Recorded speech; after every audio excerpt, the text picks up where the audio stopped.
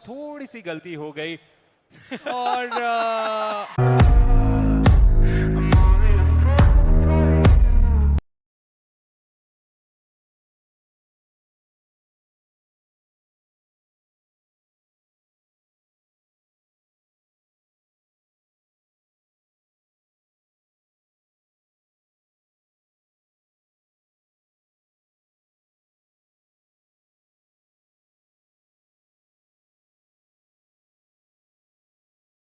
कल के दिन पे उन्होंने बोला कि वो यहाँ पे नहीं रहने वाले, वो भूल चुके हैं पूरी तरीके से। बट यहाँ पे आप देखिए स्पीरो, मुझे लगता है कि पहली बार हम देख रहे हैं कि जोनाथन को बेंच कर दिया गया और गॉडजी को मौका दिया गया और ये बहुत ज्यादा प्रेशर रहेगा गॉडजी के ऊपर। Now this is huge. मैंने ऐसा सोचा नहीं था कि यहाँ पे चेंजेस आपको देखने को मिलेंगे, बट गॉडजी का आना शायद ये एक अच्छी चीज भी हो सकती है कि हर पहलू के ना दो चीजें होती हैं, एक नेगेटिव एक पॉजिटिव। पॉजिटिव यहाँ पे देखें तो रोंडो के अंदर आई थिंक थोड़ा सा और गन गेम के प्रति फोकस किया गया है। पोचिंकी में वो ड्रॉप क्लैश देना चाहते हैं। क्या बताइए चेंजेस काफी वेलकमिंग चेंजेस हो, बट प्रेशर बहुत ज्यादा सच में गॉडजी पे होगा, बिकॉज जोनाथन जैसे स्टार को रिप्लेस करना आसान नहीं। अगर गॉडजी फेल होते हैं तो सवाल भी बहुत सारे उठेंगे। चलिए देखते हैं कि एग्जैक्टली क्या होने वाला है, क्योंकि बातचीत का कारवां यहाँ पे समाप्त करते हैं और सारी टीम्स, मुझे ऐसा लगता है कि वापस वही होगा कि उन्हें अपने ड्रॉप लोकेशन को जल्दी छोड़कर निकलना होगा। बट ड्रॉप क्लैश एक बार फिर से हो चुका है पोचिंकी में, जहां पे एक बार फिर से गॉड लाइक की शुरुआत उतनी अच्छी हुई नहीं। एस पावर उन्हें भी गिराने में हो जाएंगे कामयाब, मान्या उनका एलिमिनेशन हो चुका है। एडमिनो गॉडजी बचे हुए दो खिलाड़ियों के कंधे पे पूरा भार आता और ग्रेनेड करने का प्रयास, हालांकि उससे कुछ खास इंपैक्ट बना नहीं। माइक्रोजी का इस्तेमाल चलता हुआ, दिक्कतें बढ़ती चली जा रही है और उसके बाद एक और ग्रेनेड सिम की तरफ से गॉडजी, उन्हें भी गिराने में हो चुके हैं कामयाब। एडमिनो इकलौते खिलाड़ी इस पॉइंट पे। फीनिक्स पोचिंकी में एक बार फिर से अपना दबदबा बनाते हुए कंफर्मेशन निकालने का प्रयास किया गया, लेकिन वो कामयाबी ना हो सके। साइडलाइन से वो ध्यान ही रखे जा रहे, बट वो जंप करके जो कनेक्शन का रिक्वायरमेंट था वो हमें देखने को मिला। सिम्प उन्हें गिराने में हो चुके हैं कामयाब। एडमिनो इतने साधारण लूट के साथ क्या यहाँ पे क्लच करके जा पाएंगे? प्लेयर्स अगर आप देखें तो दोनों ही खेमों में काफी ज्यादा नुकसान होता हुआ फीनिक्स। अब एक प्रॉपर 1v1 की तरफ ये बातचीत आ चुकी है, जहां पे सोमराज वर्सेस एडमिनो, आईजीएल्स वर्सेस असॉल्टर की ये फाइट रहने वाली है, जिसमें कंफर्मेशन काफी आसानी से निकालने में हुए कामयाब। रीपोजिशन करते ही चले जा रहे हैं। इस चेजिंग सोमराज को पकड़ने की पूरी कोशिश अभी भी एडमिनो की तरफ से, पर वेस्ट वो भी अब एडमिनो को मिल चुका है। लेवल 1 का हेलमेट, लेवल 1 का वेस्ट और पंप शॉटगन, और सामने डबल बैरल शॉटगन दोनों के पास। और देखना ये है कि पहले वो शॉट कौन कनेक्ट करेगा। एडमिनो, उन्होंने वो शॉट्स कनेक्ट करे और सोमराज, अब उनके पास एचपी ज्यादा बची नहीं रहेगी। एंड एडमिनो, उन्होंने सोमराज को इस मुकाबले से बाहर निकाला और एडमिनो वो बनेंगे गॉडमिनो। ये तीसरा फ्रैग और सेलिब्रेशन आता हुआ ऑडियंस की तरफ से। और सोमराज को अब देखिए काफी ज्यादा वो भी वहां पे खुश हुए, लेकिन अब बातचीत का सिलसिला उनके तरफ से आ चुका है। लेकिन एडमिनो अकेले के वो 3 फिनिशर निकालेंगे फीनिक्स ई स्पोर्ट्स की तरफ। और उसके बाद सोमराज ने वो माइंड गेम जरूर खेला, पीछे हटे, थोड़ा टाइम लिए। रिवाइवल का जो प्रयास किया जा रहा था एडमिनो की तरफ से, उसमें नाकामयाब। लेकिन यहाँ पे मैं बोलूंगा थोड़ी सी गलती हो गई और एडमिनो ने बोला कि चलिए फिर से मिलेंगे आपको अगले बार जब आप पोचिंकी में आएंगे, क्योंकि इस बार तो हम बोल सकते हैं गॉडलाइक जीत चुके हैं। पिछली बार स्टार्ट काफी अच्छा वहां पे लिया गया था सोमराज की तरफ से, लेकिन इस बार गॉडलाइक के फैंस भी काफी ज्यादा खुश हैं, ताकि जो प्लेसमेंट पॉइंट है थोड़ा एक्स्ट्रा मिल जाए। यहां से वो फिनिशर्स भी थोड़ा निकाल सकते हैं। एडमिनो, उन्होंने मैट किंग के प्लेयर को आते हुए देख लिया, क्लच गॉड वो स्पॉट किया गया, डैमेज बहुत ज्यादा दिया गया। एडमिनो, उन्होंने क्लच गॉड को यहां पर गिरा दिया। एंड साइरेक्स, उनको भी स्पॉट किया गया। एंड गॉडमिनो, इनको रोक पाना इस वक्त असंभव। बढ़िया तरीके से दोनों ही प्लेयर्स जल के अंदर अपना जीवन खंगालते हुए, और अभी तक तो बढ़िया गेम खेला है।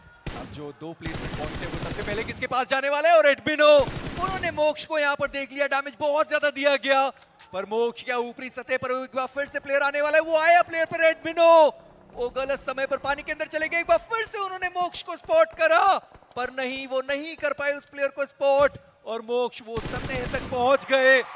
पर देखिए सतह पर पहुंचने के बाद भी तो एडमिनो आपको देख सकते हैं। एडमिनो, अभी भी 2 ग्रेनेड है इस खिलाड़ी के पास, लेकिन एडमिनो 6 ग्रेनेड है। अगर अच्छे तरीके से यहां से वो हाइट को ढूंढ पाए, पॉसिबिलिटी ये भी होने वाली है कि बस इस स्पोर्ट्स उनकी दिक्कतें बढ़ाई जाए। जी हाँ, कुछ हद तक तो दिक्कतें बढ़ाई गई है। और दूसरा ग्रेनेड सेम जगह पे अगर सेम डैमेज भी ढूंढता है, वो आधी एचपी कर दी जाएगी, और उसमें भी कामयाब हो चुके हैं एडमिनो। देखिए अभी तक वेपन का जलवा देखा है, और अब बारी आने वाली ग्रेनेड की। और एडमिनो, उनका एक शानदार ग्रेनेड जहां पर 20 वो डाउन हो गए, पर 20 का जो फ्रैग है वो भालू यहां से लेकर जाने वाले शयान, उनकी भी एचपी बहुत ज्यादा कम हो चुकी है, पर एडमिनो उनको कोई अभी तक रोक नहीं पाया। एडमिनो उन्होंने लेंस को डाउन करा, जो दूसरे प्लेयर थे शायद उन्होंने भी उन्हीं को डाउन करते हुए वो दिखाई देंगे। जी हाँ, स्पैरोज उनका भी फ्रैग एडमिनो लेकर गए और ये 8वां फ्रैग जो जाएगा एडमिनो के खाते में। काउंटर ग्रेनेड की भी बारी आ चुकी है। वशिष्ठा स्पोर्ट्स इतनी आसानी से हार नहीं मानना चाहेंगे। नूब साइडलाइन से टीम तमिलास की दिक्कतें बढ़ाते हुए और इस पॉइंट पे लग तो रहा है कि जो चिकन डिनर है वो अब यहाँ पे आउट। अभी पीएमजी से कास्टर होते हैं तो बोलते हैं कि भाई कैम कर रहा है, बट एडमिनो is getting point, that's all matter. भाई क्या ही बोले।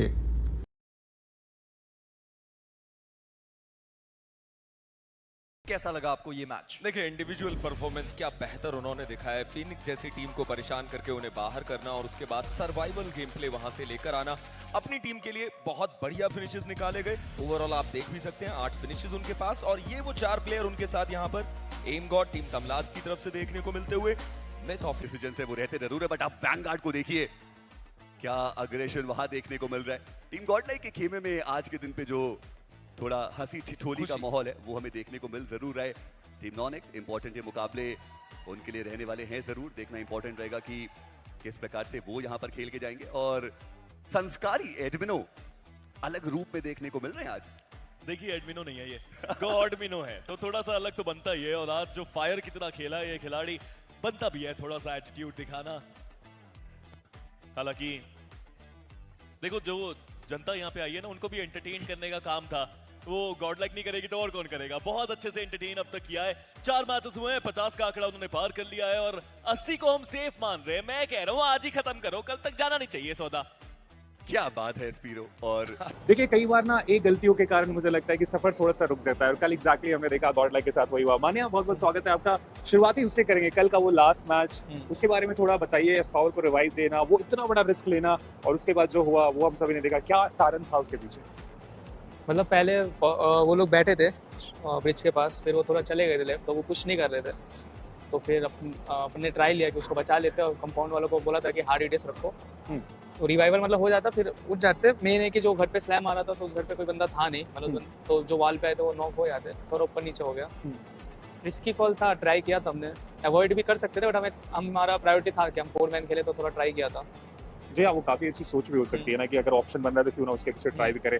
बट मतलब मानिया ऐसे प्लेयर के लिए, और उनके बाकी प्लेयर्स की बात करें, 4 मैचेस में 12 पॉइंट्स की जरूरत थी। ऐसा क्या हुआ कि वो 12 पॉइंट्स मानो नामुमकिन हो गया उस सेमीफाइनल के आखिरी दिन में? मतलब अभी तक की जर्नी में अपन ने जो गलतियाँ आज तक कभी नहीं करी है, एकदम जो होती है न्यूएस्ट मिस्टेक, वो हमने कल कर दी। तो वो विस्तार में बता सकते हैं एग्जैक्टली क्या वो था? विस्तार में जैसे पहला मैच, मतलब अपन थोड़ा फाइट में इक्वेशंस में तो ये हो रहे थे। फाइट के इक्वेशन मतलब जब हम पे मैन एडवांटेज होता है तो भी हम थोड़ा घुसते नहीं थे। तो रात को समझाया था ये वो, तो जब मेटरेंजा से फाइट हुई तो 2v1 ही बचा था, हमने 3 नॉक दे दिया था। बट हमने आरजी पे पुश कर दिया था गलती से, जहाँ पर हम इजी रिवाइवल दे सकते थे। तो वहाँ पे एकदम न्यूएस्ट मिस्टेक कर दिया हमने, रिवाइव ना दे के वहाँ पे चढ़ गए। फिर मिलिट्री जोन वाले पे हम पे एडवांटेज था जाने का, हमें लगा कि गराज खुला है, पर गराज बंद था, किसी ने स्कोप खोल के मतलब देखा नहीं था, तो वो हमसे मिस हो गया। वरना ब्रिज थोड़ा बहुत इजीली कर जाते। फिर तो मिलिट्री में हम पे एक ही गाड़ी थी और हमारी तरफ पूरा क्लस्टर ही था, तो हमारे पास ऑप्शन नहीं था बीच में भागने के अलावा। तो उतने में टायर भी फट गए, तो हमें रुकने पर अनफॉर्चुनेट रह गए फिर तो। बट हमने पहला एडवांटेज थ्रो कर दिया ब्रिज क्रॉस करने का। मुझे लगता है सेमीफाइनल में आप लोगों को बहुत कुछ सीखने को मिला होगा और उसका फायदा आप अच्छे तरीके से सर्वाइवल में उठा के जाने वाले हैं। बट मानिए, अगर बात करें आपके आइजलिंग की, इतिहास गवाह रहा है कि चिकन डिनर निकालने में कोई दिक्कत नहीं होता है, लेकिन अभी तक वो चिकन डिनर भी निकालना बहुत डिफिकल्ट हो रहा है। सर्वाइवल आ रहा है, क्लोज आ रहे हैं, लेकिन चिकन नहीं निकाल पा रहे हैं। और वो 4 इंपॉर्टेंट प्लेसमेंट और उसके साथ कुछ फिनिशेस मिस हो जा रहे हैं अगर सारी मैचेस को अगर हम देखें तो उसके लिए कुछ काउंटर, और वो क्यों हो रहा है आपके अनुसार?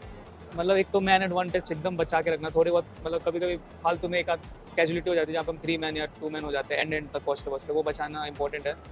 तो एज अ टीम फाइट लेंगे तो मतलब बहुत ईजी फाइट्स हम थोड़ा कॉम्प्लिकेट बना देते हैं, तो उसको कॉम्प्लिकेट नहीं करना है और थोड़ा और पेशेंस के साथ खेलना, मतलब और ज़्यादा कि अगर जब हम एच पे तो और ज़्यादा पेशेंस के साथ फाइट चूज करके ज़्यादा ओवर एग्रेस ना करें। एक आध मैच हम ओवर एग्रेस भी करे हैं पिछले राउंड में, इसमें नहीं करेंगे। इसमें सर्वाइवल अच्छे से करेंगे जब अपन एजेस पे है और वेट करेंगे अपॉर्चुनिटी का।